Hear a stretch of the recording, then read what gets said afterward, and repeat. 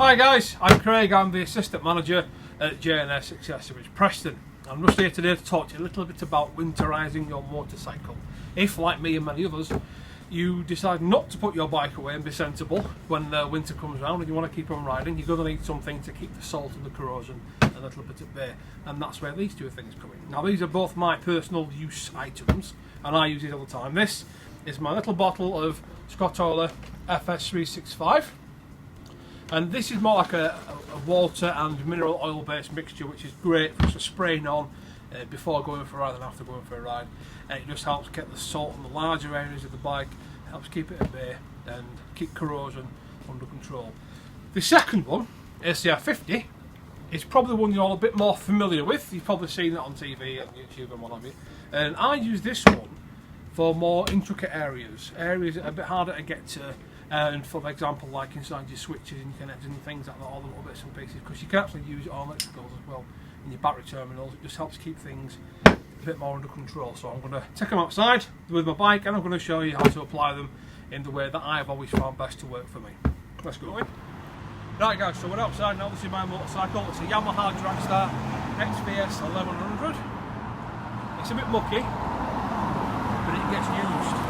The reason it's not covered in rust is because, as I said to you inside, I've got the FS365 and the ACR 50. Now, first of all, I'm going to show you how I put the FS365 on. Now, ideally, if it's your first time applying it, you want to get your bike nice and clean, nice and dry. I've already cleaned my bike, and this is like the third or fourth application I've done of it, of FS365 this year already.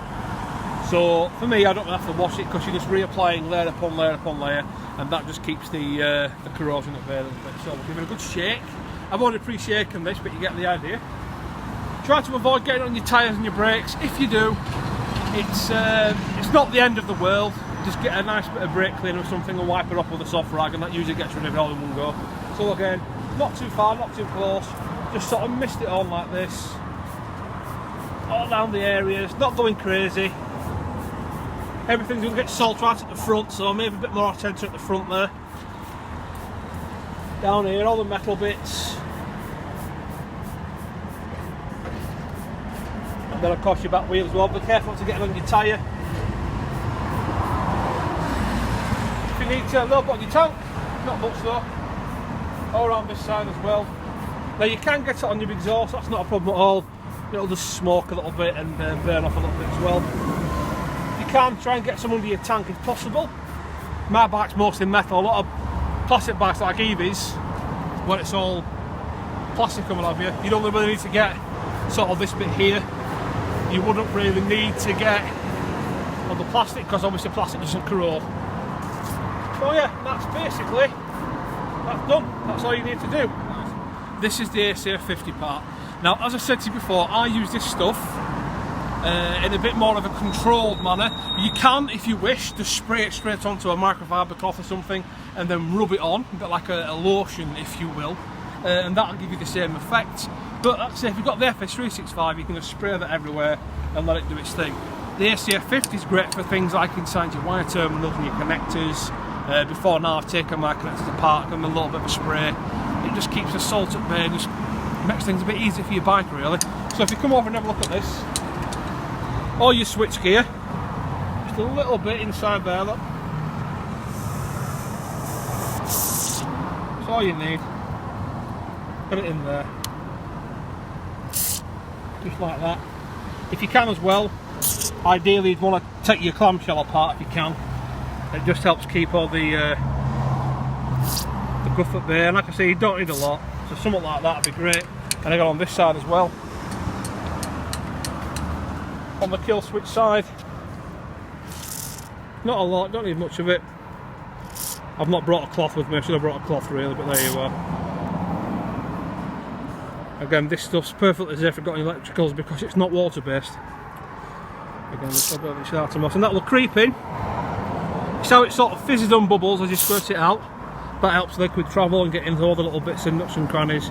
It just really helps keep things nice and stable. Again, and your ignition as well, I always put a little bit in there just to help keep it protected. Just helps keep all the salt and what you have at bay. Now ideally you want to go and all your little nuts and bolts.